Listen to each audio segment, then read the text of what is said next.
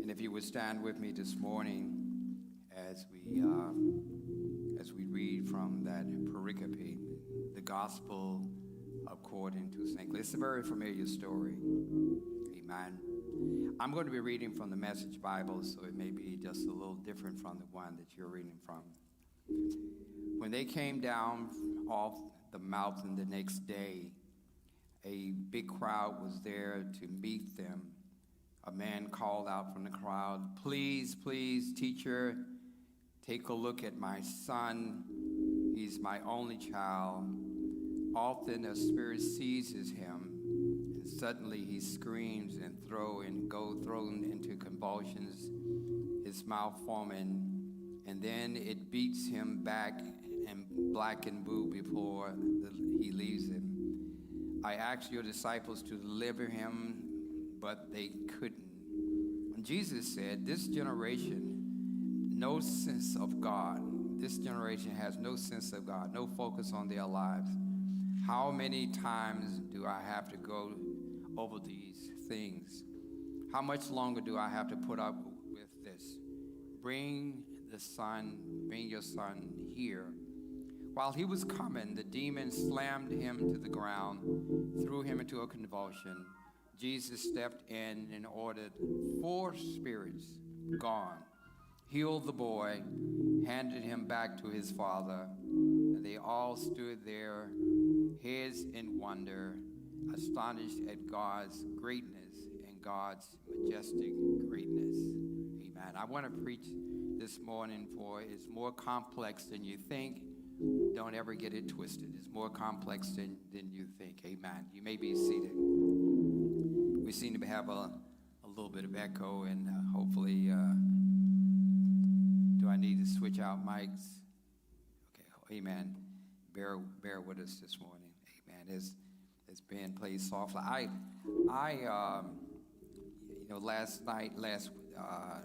This week has been a very challenging week for all of us, even for the church. I mean, my wife and we were talking that, this afternoon, tonight, we'll be going to probably our 3rd or 4th funeral. Okay, you want me to switch out? Okay, hold on, I'm gonna switch over.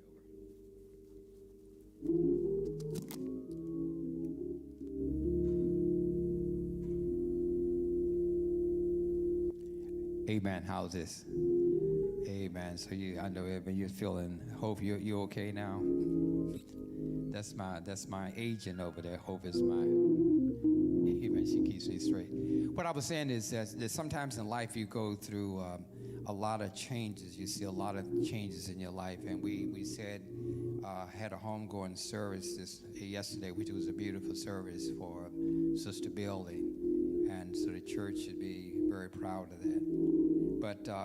But you still have to come down from your mountaintop experiences. Whatever you're doing in life, we always are on a mountaintop. You know, the good things you have in life, but most of us live in the valley. We live in the reality of things don't always go the way that you want them to go. So I thought it was very appropriate for us to talk about this son who had epilepsy. But it wasn't just epilepsy that he had. He also had a demon. So to put the Bible, a lot of people say that he was possessed with a demon, but it wasn't just a possession with a demon that he had. The problem he had a physical illness, and the demon made it worse. Amen. So sometimes in life we can go through things, and it's wonderful. But Jesus in this story is very resolved, meaning that he's very purposeful.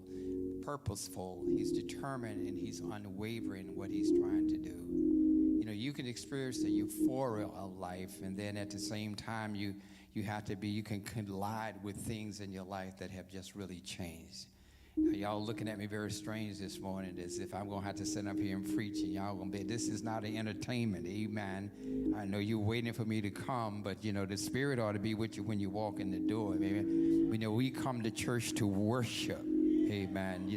We come to church to put up holy hands. We come to church to celebrate. So now if you sit there and look at me like I'm strange, I'm going to preach to 12 o'clock. Now, I don't know how long but if you give me some amens and hallelujahs, then then we can get out of here in about 30 or 40 minutes. Amen. So I'm going to respond to you the way you respond to me. Amen. Amen. I know it's a long day. I'm tired too, but guess what? You still got to keep going. Amen. You get up in the morning and you go to our jobs, and sometimes we're tired. So I just wanted to say that. But before I get started, I wanted to say that I want to give a lot of credit to Alicia Wilson. She's doing a marvelous job with the Vacation Bible School, and she's not here this morning. So if you're here visiting for the first time, we have Vacation Bible School in about 2 weeks.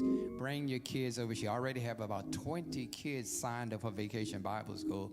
And if you want to be a part of it as an adult, please come too, because we do have adult classes. Amen. So we are looking, and you can sign up today here at the church. So we want to really make this an outstanding event. But let me set the scene.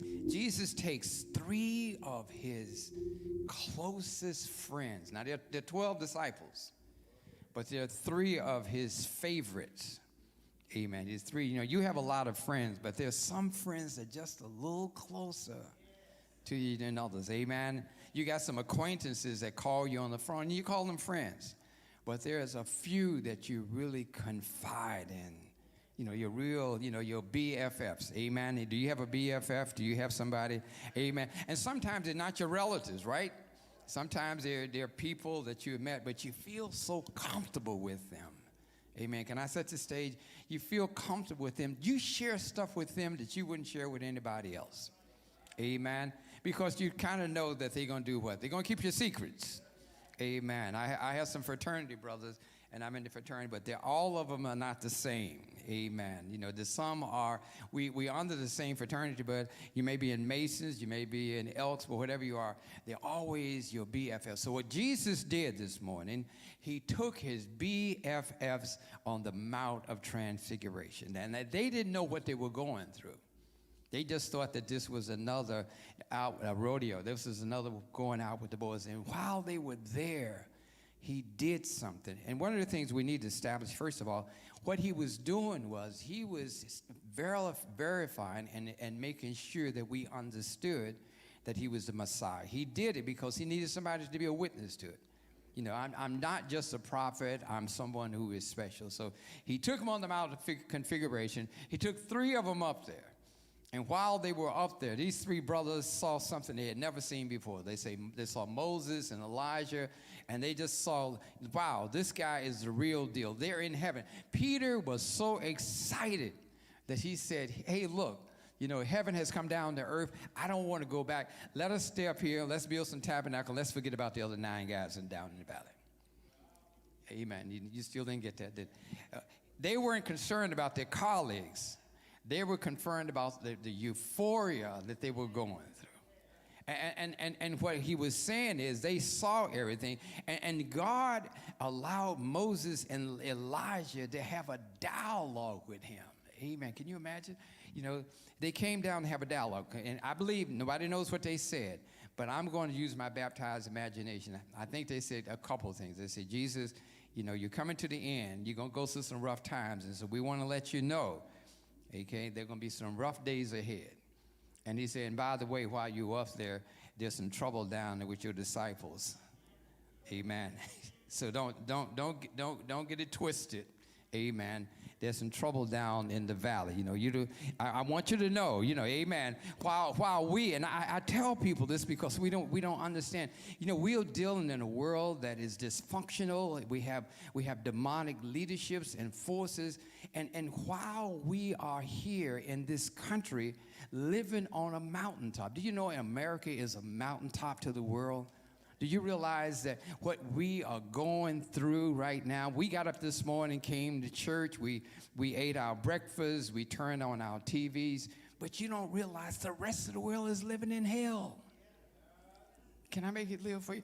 I mean, can you imagine the people in Ukraine for over a year? They've been bombed, they've been killed, they've been by a madman, a demon who wanted, and I'm telling you that you have to really appreciate what you have. I mean, really you do. I mean, honestly you do. You have to really appreciate what you have. You're worried about the politics and what's on new, and then you don't realize that there's somebody this morning, amen, somebody this morning may have gotten shot last night. I'm talking to somebody. Some mother this morning, daughter, didn't come home. And she ain't seen it for a week and have no idea. Some child last night got molested. While we come to church to celebrate and talk about the glory of God, the world is going through a lot of conflict, and some of it is brought